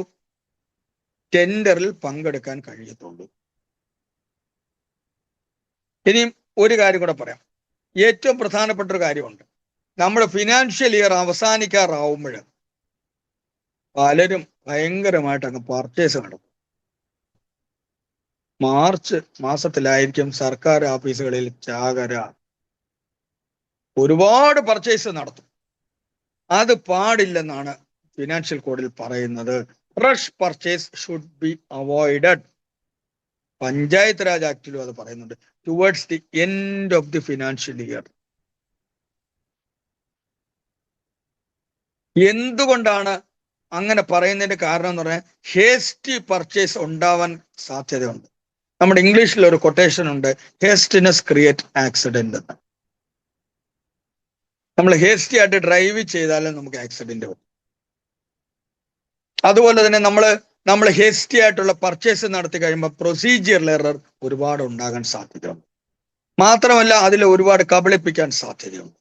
അതുകൊണ്ട് തന്നെയാണ് സർക്കാർ പറഞ്ഞിരിക്കുന്നത് rush purchase towards the end of the financial year shall be avoided. അത് തീർച്ചയായിട്ടും അത് ഒഴിവാക്കേണ്ടതാണ് എന്ന് പറയുന്നുണ്ട്. ഇനി മറ്റൊരു കാര്യമാണ്, ഞാൻ നേരത്തെ പറഞ്ഞു EMD കെട്ടിവെക്കണമെന്ന്. EMD കെട്ടിവെക്കണമെന്ന് പറയുന്നുണ്ട്. ആ EMD കെട്ടിവെക്കുന്നതിന് എത്ര രൂപയാണ് കെട്ടിവെക്കേണ്ടതെന്ന് മിനിമം ആണ് പറയുന്നത്. Minimum 1% of the total cost of the article standard. മിനിമമാണ് ഞാൻ പറയുന്നത്, മിനിമമാണേ പറയുന്നത്. 100 രൂപയാണെങ്കിൽ 100 എന്നല്ല ഞാൻ പറയുന്നത്, എന്നാലും 100 ആണെങ്കിൽ മിനിമം 1 രൂപ EMD കെട്ടിവെക്കണം. അപ്പം ഈ ഓരോ ടെൻഡറിന്റെ കൂടെയും EMD അക്സെപ്റ്റ് ചെയ്യണം. ടെൻഡർ അക്സെപ്റ്റ് ചെയ്തിട്ട് പിന്നെ EMD അക്സെപ്റ്റ് ചെയ്യാൻ പറ്റത്തില്ല.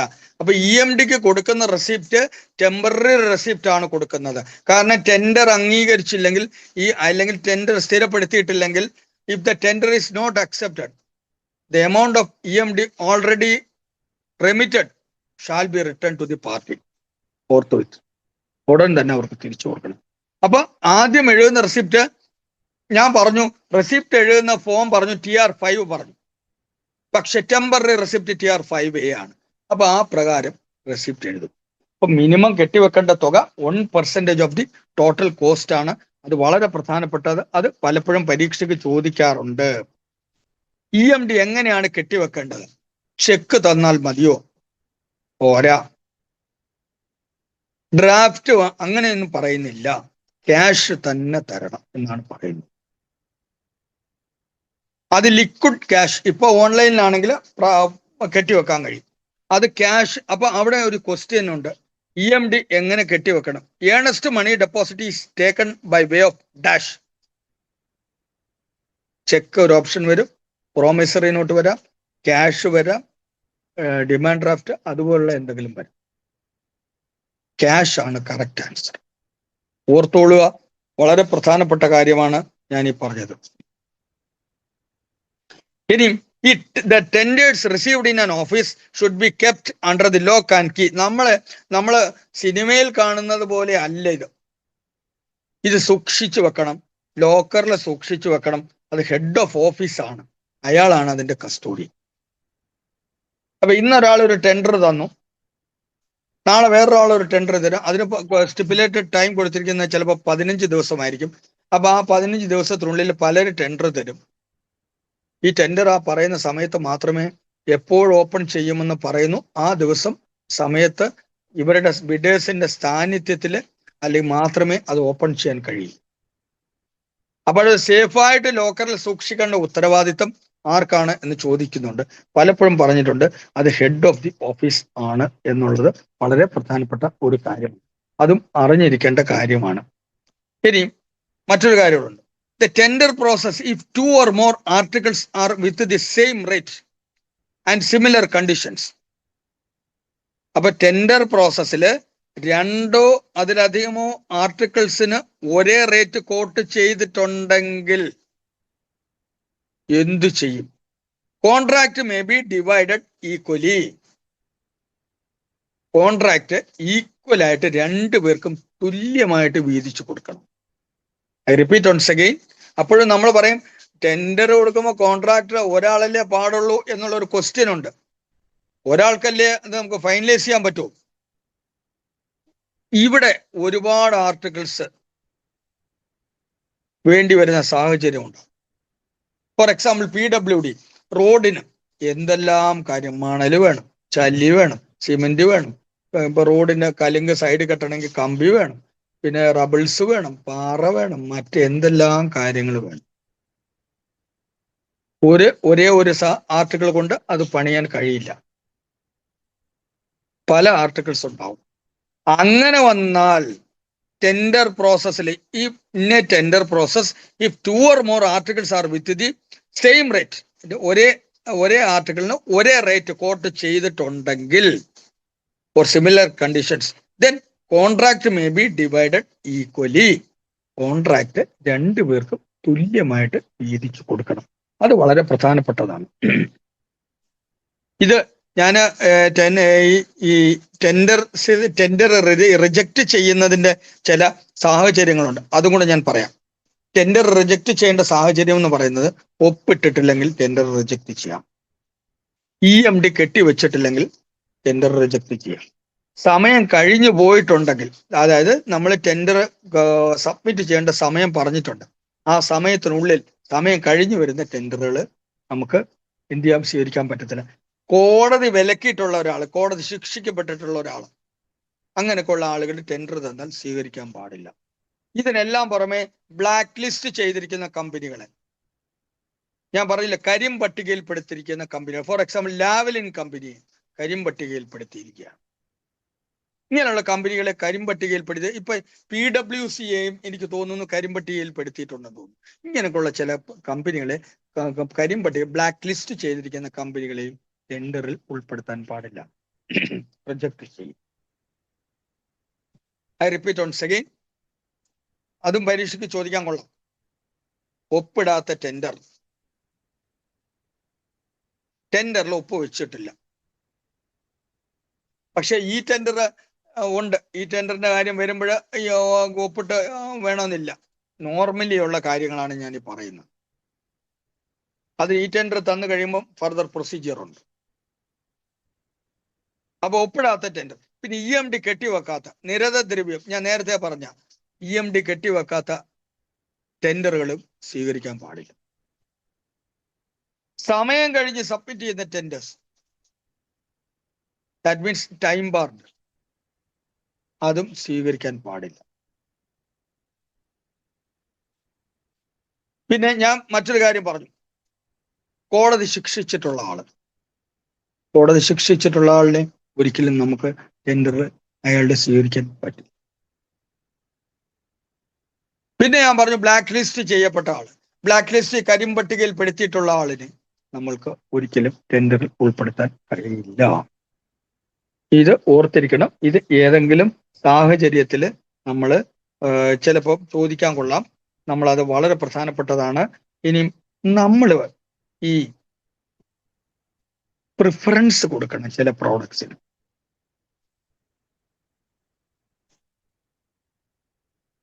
ആ പ്രിഫറൻസ് എന്ന് പറയുമ്പം അത് ഏത് തരം പ്രോഡക്ട്സിനാണ് നമ്മൾ പ്രിഫറൻസ് കൊടുക്കേണ്ടത് എന്ന് ചോദിച്ചാൽ, which are articles produced in Kerala. കേരളത്തിൽ പ്രൊഡ്യൂസ് ചെയ്യുന്ന എന്തെങ്കിലും ആർട്ടിക്കിൾ ഉണ്ടോ? ഉണ്ട്. കൂൾ ഫാൻ, കൂൾ എന്ന് പറഞ്ഞാൽ ഈ എന്തോ ഇവരുടെ ഒരു ഫാൻ ഉണ്ട്, അതായത് ഖാദിയുടെ ഒരു ഫാൻ ഉണ്ട്. ആ ഖാദിയുടെ ഫാൻ പല ഓഫീസുകളിലും ഇട്ടിട്ടുണ്ട്.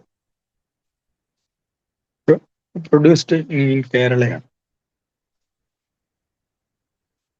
പിന്നെ എൻ്റെ അറിവില് പ്രൊഡ്യൂസ്ഡ് കേരളം എന്ന് പറഞ്ഞ ഒരു കൺസ്യൂമർ സ്റ്റേറ്റ് ആണെന്ന് എല്ലാവർക്കും അറിയാം.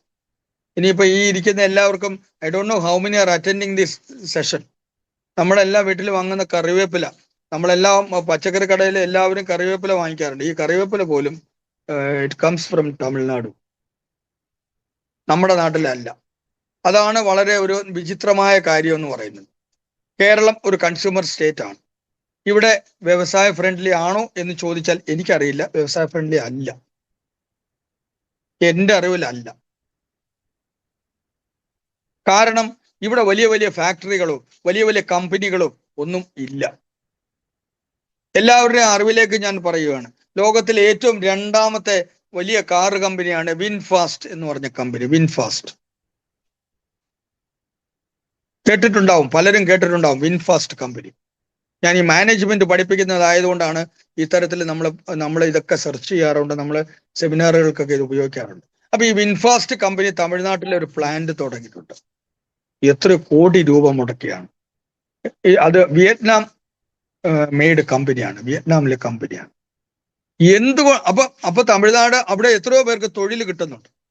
ഇപ്പൊ ഞാനൊരു കാര്യം പറയാണ്, ഇപ്പൊ ടെക്നോ പാർക്ക് വന്നതുകൊണ്ട് ടെക്നോ പാർക്കിലെ അവിടെ മാത്രമല്ല ജോലി എന്ന് പറയുന്നത്, ഓട്ടോറിക്ഷക്കാർക്ക് പോലും ജോലി കൂടുതൽ കിട്ടും. ചെറിയ ചെറിയ കടകളുണ്ട്. ഞാൻ സത്യസന്ധമായിട്ട് പറഞ്ഞു കഴിഞ്ഞാൽ നമ്മൾക്കറിയാം, ഉപ്പ് തൊട്ട് കർപ്പൂരം വരെ വിൽക്കുന്ന കടകൾക്കെല്ലാം അവർ വളർച്ച ഗ്രോത്ത് ഉണ്ട്. കമ്പാരിറ്റീവ്ലി കേരളത്തെ സംബന്ധിച്ച് പറയുമ്പോൾ അത്തരത്തിലുള്ള ഗ്രോത്ത് ഇല്ല. അതിന് ഒരു സ്റ്റഡി പറഞ്ഞിട്ടുണ്ട്.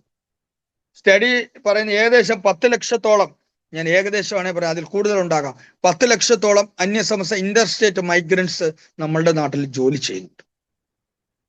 ഒരാൾക്ക് ഒരു ദിവസം 500 രൂപ വെച്ചാണെങ്കിൽ ശമ്പളം മിനിമം ആണെങ്കിൽ ഞാൻ പറയുന്നത് 500 രൂപ വെച്ച് ശമ്പളം കിട്ടുന്നെങ്കിൽ 500 ഗുണം 10 ലക്ഷം എന്ന് പറയുമ്പോൾ തന്നെ എത്രയായി? 50 കോടി രൂപയോളം.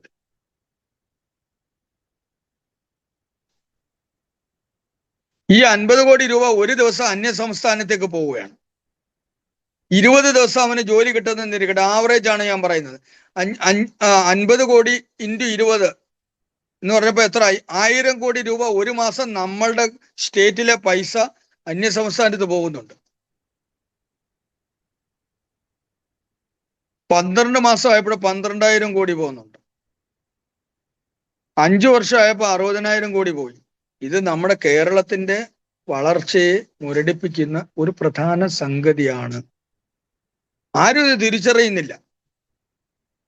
ഇത്രയും കോടി രൂപ ഇപ്പൊ നമ്മൾക്ക് കിട്ടുന്ന പൈസ, അല്ലെങ്കിൽ പ്രത്യേക especially the inhabitants of the amount received by the inhabitants are expending in Kerala.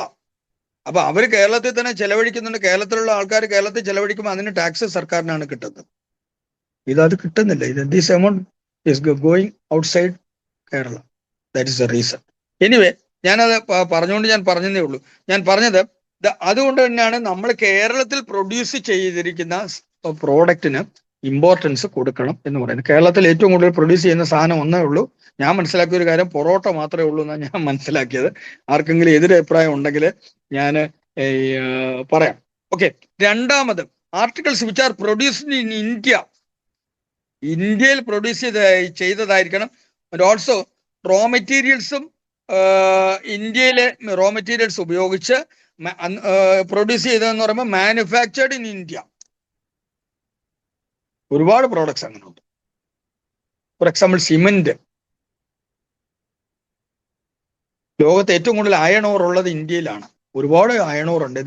ഈ അയൺ, പക്ഷെ ഇന്ത്യയിൽ അത് പ്രോസസ് ചെയ്യുന്നതിന് മാർഗമില്ല. അപ്പൊ അയൺ ഓർ ഏറ്റവും കൂടുതൽ ചൈനയിലേക്കാണ് കയറ്റുമതി ചെയ്യുന്നത്. അപ്പൊ എന്നിട്ട് തിരിച്ച് നമ്മൾ സ്റ്റീലായിട്ട് തിരിച്ചു വാങ്ങിക്കുകയാണ്. അതുകൊണ്ട് തന്നെ that is why China is called world factory. First കാര്യം ഞാൻ പറഞ്ഞു, products which are produced in Kerala. രണ്ടാമത്തത്, produced in India or manufactured in India. ഇനി നമ്മള് മൂന്നാമത് ചില കാര്യങ്ങളുണ്ട്. Foreign manufacturers held in stock in India. Foreign manufacturer ആണ്, പക്ഷെ ഇന്ത്യയിലാണ് സ്റ്റോക്ക് ചെയ്തിരിക്കുന്നത്. അങ്ങനെ പ്രോഡക്ട്സ് ഉണ്ടോ? ഉണ്ട്. അതിൽ ലുലുവിൽ ചെന്ന് നോക്കിയാൽ കാണും. ഈവൻ നമ്മൾ കണ്ടിട്ടില്ലാത്ത ഒരുപാട് ഫ്രൂട്ട് ജ്യൂസസ് അവിടെ ഉണ്ട്. എല്ലാം തായ്ലൻഡ്, വിയറ്റ്നാം അതുപോലുള്ള രാജ്യത്ത് നിന്നും വരുന്ന. അത് ഇവിടുന്ന് തന്നെ. ഇപ്പൊ നിങ്ങൾക്കറിയാം, നിങ്ങൾ ഏതെങ്കിലും ഒരു ചില പ്രോഡക്റ്റ് വാങ്ങിക്കുമ്പോൾ അറിയാൻ പറ്റും ഫോറിൻ പ്രോഡക്റ്റ് ആണ്, പക്ഷെ സ്റ്റോക്ക് ചെയ്തിരിക്കുന്നത് അല്ലെങ്കിൽ അത് മാർക്കറ്റഡ് ബൈ അത് ഇന്ത്യൻ കമ്പനി ആയിരിക്കും. അങ്ങനെയുള്ള പ്രോഡക്റ്റും നമുക്ക് വാങ്ങാൻ കഴിയും. പിന്നെ ഉള്ളത് articles manufacture abroad which need to be speedily imported. ചിലത് ഇമ്പോർട്ട് ചെയ്ത് പ്യൂർലി എന്താ പറയുന്നത്, മറ്റ് വിദേശ രാജ്യത്ത് മാനുഫാക്ചർ ചെയ്ത് നമ്മൾ ഇമ്പോർട്ട് ചെയ്യുന്ന ഒരു ആർട്ടിക്കിൾ. എൻ്റെ ഒരു പേഴ്സണൽ ഒപ്പീനിയൻ പറയാം, എനിക്ക് അതിനെക്കുറിച്ച് അത്രയും വിവരമില്ല, എന്നാലും ഞാൻ still repeat that C T scanner എല്ലാം ഫോറിനാണ്, നമ്മൾ ഇമ്പോർട്ട് ചെയ്യുകയാണ് ചെയ്യുന്നത്. പല എക്യുപ്മെന്റ്സും നമ്മൾ ഇമ്പോർട്ട് ചെയ്യുകയാണ് ചെയ്യുന്നത്. അത് അവസാനത്തെ ഒരു അടവ് മാത്രമായിട്ടേ ചെയ്യാവൂ. അപ്പം നമ്മളെ പർച്ചേസ് പ്രിഫറൻസ് ആർക്കൊക്കെയാണ് കൊടുക്കേണ്ടത് എന്നുള്ളതാണ് ഞാൻ ഈ പറഞ്ഞത്. ഒന്നുകൂടി പറയാം. ഒന്ന്, ആർട്ടിക്കിൾസ് പ്രൊഡ്യൂസ്ഡ് ഇൻ കേരള, പിന്നെ അല്ലെങ്കിൽ പ്രൊഡ്യൂസ്ഡ് ഇൻ ഇന്ത്യ, പിന്നെ അല്ലെങ്കിൽ holy or partially manufactured in India with imported materials. Imported materials വെച്ച് ഫുള്ളിയോ പാർട്ട്ലിയോ നമ്മൾ ഇന്ത്യയിൽ തന്നെ മാനുഫാക്ചർ ചെയ്യുന്ന, അതിനൊരു എക്സാമ്പിൾ ഞാൻ പറയാം. പണ്ട് കാലത്ത് CRT മോണിറ്റർ ഉപയോഗിച്ച് നമ്മൾ TV, നമ്മുടെ വീട്ടിലൊക്കെ പെട്ടി TV ഉണ്ടായിരുന്നു. അതിലെ പിക്ചർ ട്യൂബ് എന്ന് പറയുന്നത് ഇന്ത്യയിൽ ഉണ്ടാക്കുന്നില്ലായിരുന്നു.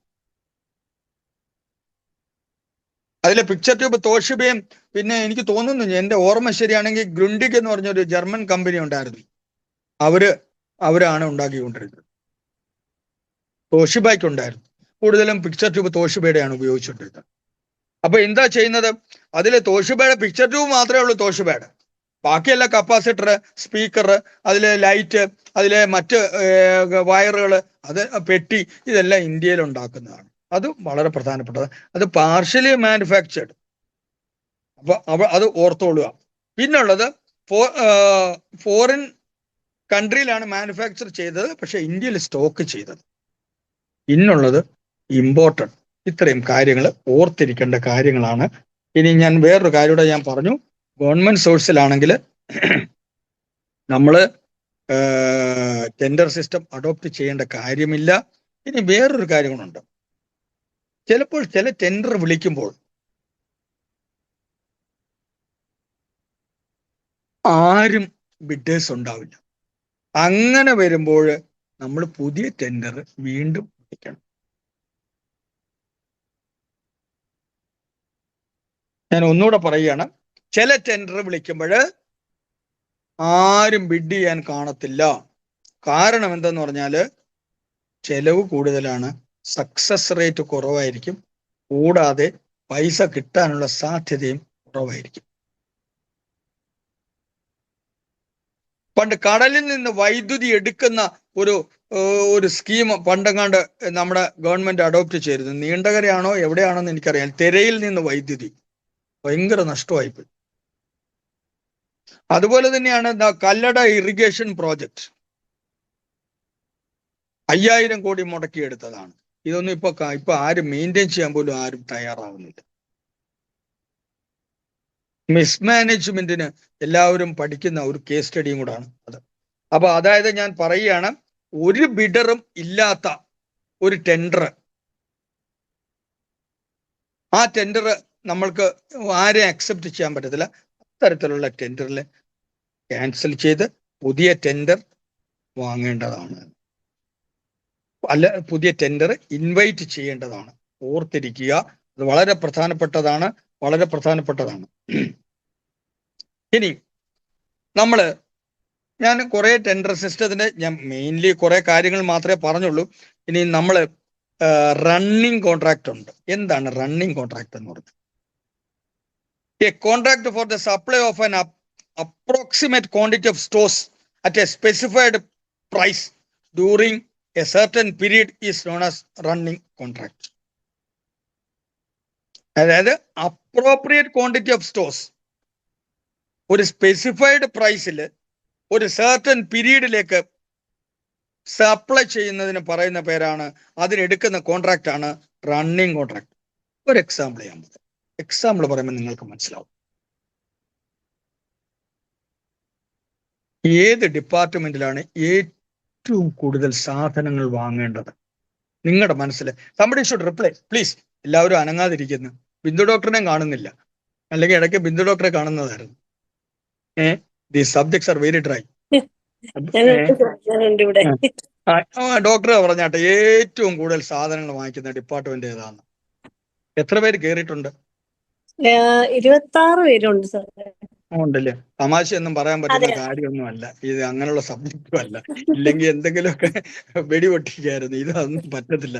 മറ്റു നമ്മള് കോളേജ് പിള്ളേരാകുമ്പോൾ ഉറങ്ങാതിരിക്കാൻ വേണ്ടി എന്തെങ്കിലുമൊക്കെ വെടിപൊട്ടിക്കുക. ഇതൊന്നും അതിനുള്ള സ്കോപ്പുള്ള സബ്ജക്റ്റും അല്ല.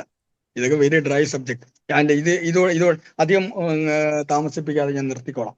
എനിവേ ഞാൻ പറയാ, ഏറ്റവും കൂടുതൽ പ്രോഡക്റ്റ് ആർട്ടിക്കിൾസ് വാങ്ങിക്കുന്ന ഒരു ഡിപ്പാർട്ട്മെന്റ് പറയാൻ പറ്റും. പ്ലീസ്, ഡോക്ടറുടെ ഓർമ്മയിൽ സ്റ്റേഷനറി, ഇതാണ്ട് ആരാണ്ട് പറഞ്ഞു stationery. Okay, to an extent you are correct. അതിൽ കൂടുതൽ സാധനങ്ങൾ, ഉപ്പ് തൊട്ട് കർപ്പൂരം വരെ വാങ്ങിക്കുന്ന ഒരു ഡിപ്പാർട്ട്മെന്റ് ഉണ്ട്. തിരുവനന്തപുരത്ത് ചിലരുടെ കുടുംബക്ഷേത്രമാണെന്ന് പറയാറുമുണ്ട്. ഇനി അപ്പോ ഓർക്കും ആളുകൾ. അല്ലല്ലല്ല, പൂജപ്പുര സെൻട്രൽ ജയില്. ഞങ്ങൾ പറയാം, ചിലർ അതിനകത്ത് നിന്ന് ഇറങ്ങത്തില്ല. അവന്മാർ പിന്നെ ഇറക്കി വിട്ടാലും പിന്നെ തിരിച്ചു പോകാനായിട്ട് വരും. അത് നമ്മൾ പറയും നിന്റെ കുടുംബക്ഷേത്രമാണോടാന്ന് നമ്മൾ പറയും. എന്ന് പറഞ്ഞാൽ ജയിലില് ഉപ്പ് തൊട്ട് കർപ്പൂരം വരെ വാങ്ങിക്കും. ആലോചിച്ച് നോക്കി എന്തൊക്കെ സാധനങ്ങൾ വാങ്ങിക്കണം. അവരുടെ പർച്ചേസിന്റെ കാര്യം ഒന്ന് ആലോചിച്ച് നോക്കി. അപ്പൊ അവിടെയാണ് ഈ റണ്ണിങ് കോൺട്രാക്ടിന്റെ ഇമ്പോർട്ടൻസ്. നമുക്കൊരു പർട്ടിക്കുലർ സാധനം എടുക്കാം, പാല്. സർക്കാർ നിങ്ങളെല്ലാം കണ്ട കാര്യമാണ്. ഞാൻ ഒരു കോൺട്രവേഴ്സിയാ പറയുന്നത്. ഇതൊക്കെ റെക്കോർഡ് ചെയ്ത് വല്ലൊരു ആക്കാല്ലേ എന്നുള്ളതാ. ഒരു ജയിൽ പുള്ളിയായ ഗോവിന്ദസ്വാമിയെ നമ്മൾ കണ്ടതാ. അവന് തടിച്ചു കൊഴുത്ത് ഡെയിലി ഇത്ര ഭക്ഷണം കൊടുക്കുന്നുണ്ട്. അവർക്ക് നമ്മൾ അവർക്ക് കൊടുക്കുന്ന പാല് വളരെ ശുദ്ധമായ പാലാ. നമ്മൾ പുറത്തുനിന്ന് വാങ്ങുന്ന പാല് അത്ര ശുദ്ധത ആയിരിക്കണമെന്നില്ല.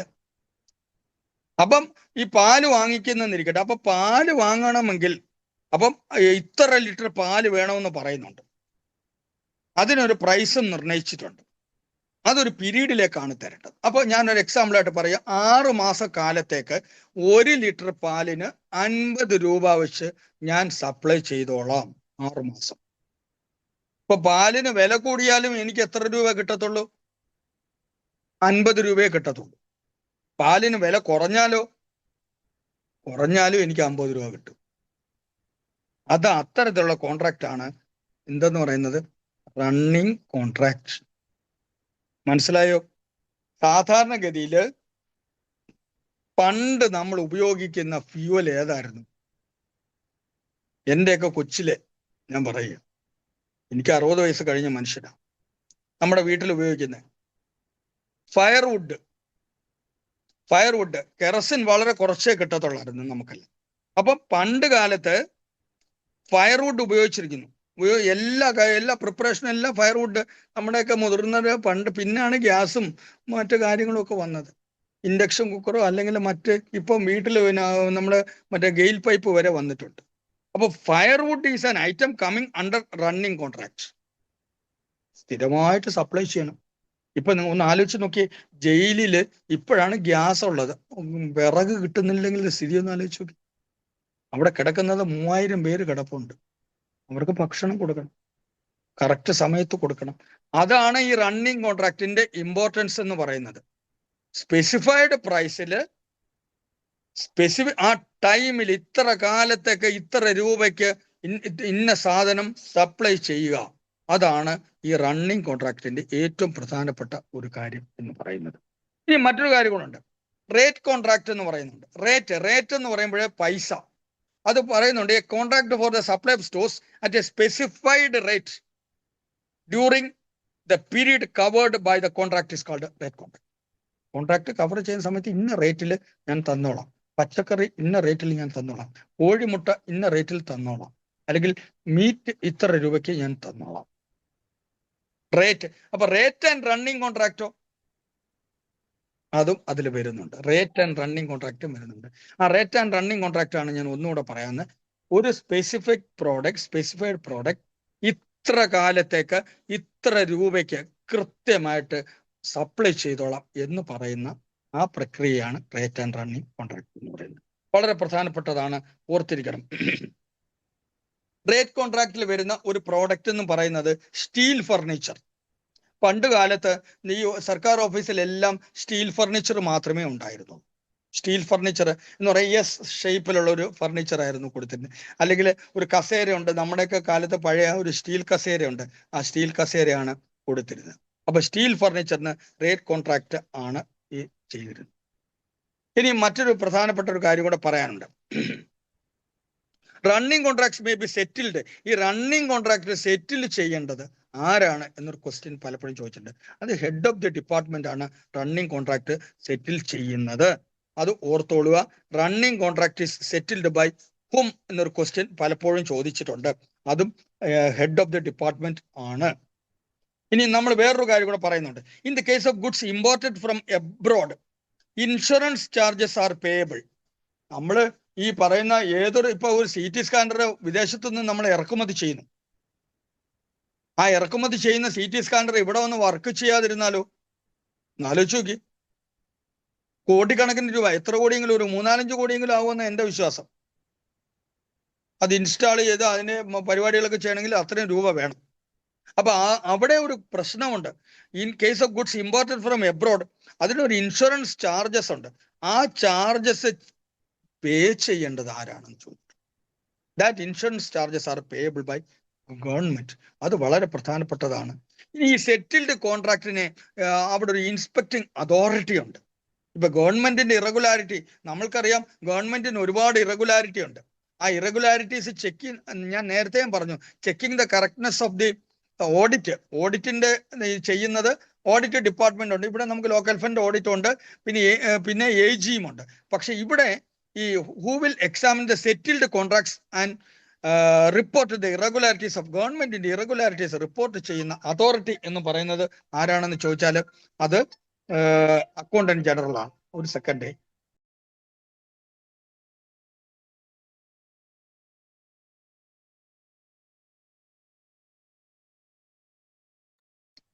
ഓക്കെ, അപ്പോൾ അവിടെയാണ് ഞാൻ ഈ പറഞ്ഞ കാര്യം എന്ന് പറയുന്നത്. അപ്പൊ അവിടെ ഒരു പ്രധാനപ്പെട്ട ഒരു കാര്യമാണ്. അപ്പൊ AG ആണ് ഈ ടെൻഡർ സിസ്റ്റം കംപ്ലീറ്റ് ഗവൺമെന്റിന്റെ ഭാഗത്ത് ഇറഗുലാരിറ്റീസ് ഉണ്ടോ എന്ന് ചെക്ക് ചെയ്യുന്നത്. ശരിക്കും പറഞ്ഞു കഴിഞ്ഞാൽ AG ആണ്. നമ്മൾക്കറിയാം AG ആർക്ക് വേണ്ടിയാണ് ഇത് ചെയ്യുന്നതെന്ന് ചോദിച്ചാൽ C&AGക്ക് വേണ്ടിയാണ് ചെയ്യുന്നത്. ഇത്രയും കാര്യങ്ങളാണ് പ്രധാനപ്പെട്ട കാര്യങ്ങൾ. ഇനിയും നമ്മൾ ബാക്കി കാര്യങ്ങൾ അടുത്ത ദിവസം നമുക്ക് പഠിക്കാം.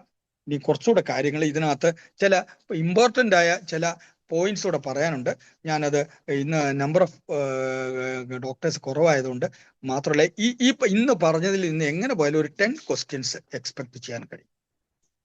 ഒരു 10 ക്വസ്റ്റ്യനെങ്കിലും എക്സ്പെക്ട് ചെയ്യാൻ നമുക്ക് മിനിമം പ്രതീക്ഷിക്കാം.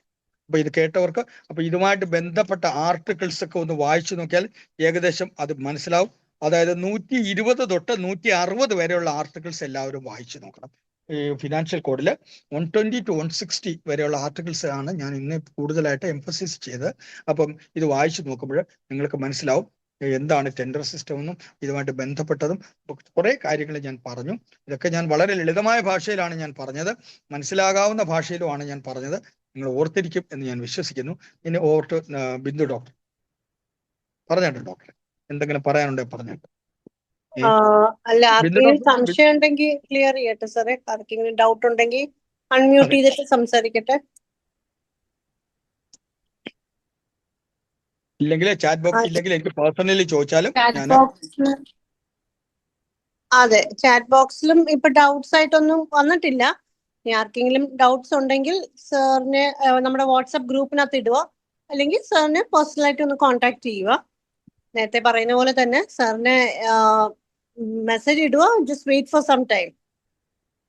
Difference between running rate and running contract. അതെ, അതിപ്പോ തന്നെ ഞാൻ ഒന്നുകൂടെ പറയാം. റേറ്റ് എന്ന് പറയുമ്പോൾ അതിന്റെ റേറ്റ് എത്ര തുകയാണെന്നുള്ളത്. റണ്ണിങ് എന്ന് പറഞ്ഞാൽ ടൈം. ഇപ്പൊ റേറ്റ് ആൻഡ് റണ്ണിങ് എന്ന് പറയുന്നത് രണ്ടും വരും. അപ്പൊ ഒരു സ്പെസിഫൈഡ് റേറ്റില് ഇന്ന പ്രോഡക്റ്റ് ഇത്ര കാലത്തേക്ക് തന്നോളാം എന്നുള്ളതാണ് റേറ്റ് കോൺട്രാക്ട്. ഒരു പ്രോഡക്റ്റ് ഒരു റേറ്റില് ഇത്ര സമയത്തേക്ക്, അതായത് 6 മാസത്തേക്ക് തന്നോളാം എന്നുള്ളതാണ് റണ്ണിങ് കോൺട്രാക്ട്. അപ്പം ഞാൻ അതിനും എക്സാമ്പിൾ ഞാൻ പറഞ്ഞു. ഇപ്പൊ ജയിലിലെ പാല് 50 രൂപയ്ക്ക് റേറ്റായി, 1 ലിറ്ററിന് 50 രൂപയ്ക്ക് വെച്ച് 6 മാസത്തേക്ക് തന്നോളാം എന്ന് പറയുമ്പോൾ റേറ്റുമായി റണ്ണിങ് കോൺട്രാക്റ്റുമായി. അപ്പൊ ഒരു ഫിക്സഡ് റേറ്റിന് 6 മാസത്തേക്ക് പാല് തന്നോളാം എന്ന് പറയുന്നത് റണ്ണിങ് കോൺട്രാക്റ്റ് ആണ്. 50 രൂപയ്ക്ക് ഞാൻ ഒരു കുറച്ചു കാലത്തേക്ക് അത് സ്പെസിഫൈ ചെയ്യുന്നുണ്ട്. ആ 50 രൂപയ്ക്ക് തന്നോളാം എന്ന് പറയുന്നതാണ് റേറ്റ് കോൺട്രാക്ട് എന്ന് പറയുന്നത്. അപ്പൊ റേറ്റ് ആൻഡ് റണ്ണിങ് കോൺട്രാക്ട് ആണ് ഒരു സ്പെസിഫൈഡ് പ്രൈസിന് ഒരു പർട്ടിക്കുലർ പ്രോഡക്റ്റ് ഒരു പർട്ടിക്കുലർ ടൈം വരെ സ്പെസിഫിക് ടൈമിൽ തന്നോളാം എന്ന് പറയുന്നതാണ് റേറ്റ് ആൻഡ് റണ്ണിങ് കോൺട്രാക്ട് എന്ന് പറയുന്നത്. I hope that the doctor got the point. Okay. Is single and limited tender are the same? Yes. Single tender എന്ന് പറഞ്ഞാൽ എന്താ? ഒരു പ്രോഡക്റ്റ് ഒരാൾ മാത്രമേ പ്രൊഡ്യൂസ് ചെയ്യുന്നുള്ളൂ.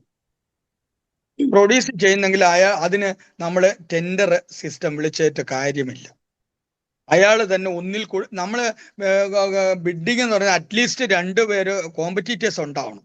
കോമ്പറ്റീറ്റർ ഇല്ലാത്തൊരു കാര്യത്തിനാണ് നമ്മൾ ഉദ്ദേശിക്കുന്നത് ലിമിറ്റഡ് ടെൻഡർ എന്ന് പറയുന്നത്.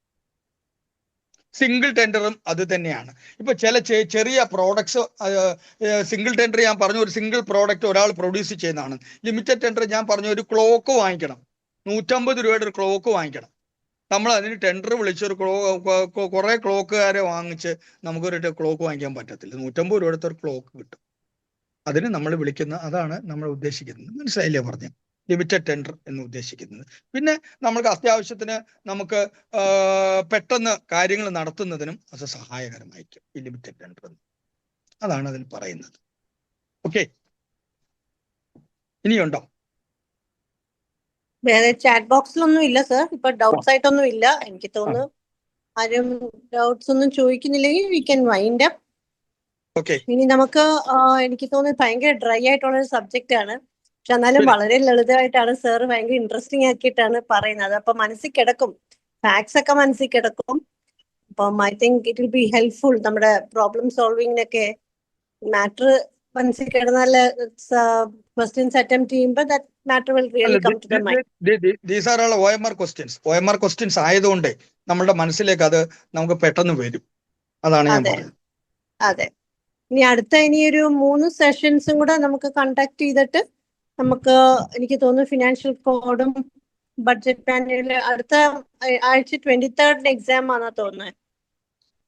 KSRന്റെ നമുക്ക് വേണമെങ്കിൽ 19th ഞായറാഴ്ച വേണമെങ്കിൽ ഒരു ക്ലാസ് കൂടെ വേണമെങ്കിൽ വെക്കാം.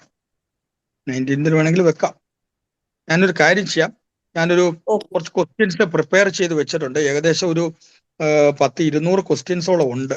ആ 200 ക്വസ്റ്റ്യൻസ് വേണമെങ്കിൽ ഞാൻ ഫോട്ടോ എടുത്ത് ഞാനങ്ങ് ഇടാം. ആ ഫോട്ടോ എടുത്ത് ഇട്ട് കഴിയുമ്പോഴത്തേന് പഠിക്കാൻ കഴിയും. ഏകദേശം അതിന്ന് ചെയ്യാം.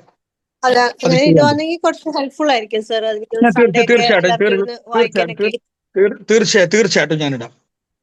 ആ ഡോക്ടർ വന്നിരിക്കുന്നു, തുറന്നോടെ. അല്ല അതിനോട് പറഞ്ഞു. അപ്പൊ പറഞ്ഞോ ഡോക്ടറെ. അപ്പൊ നമുക്ക്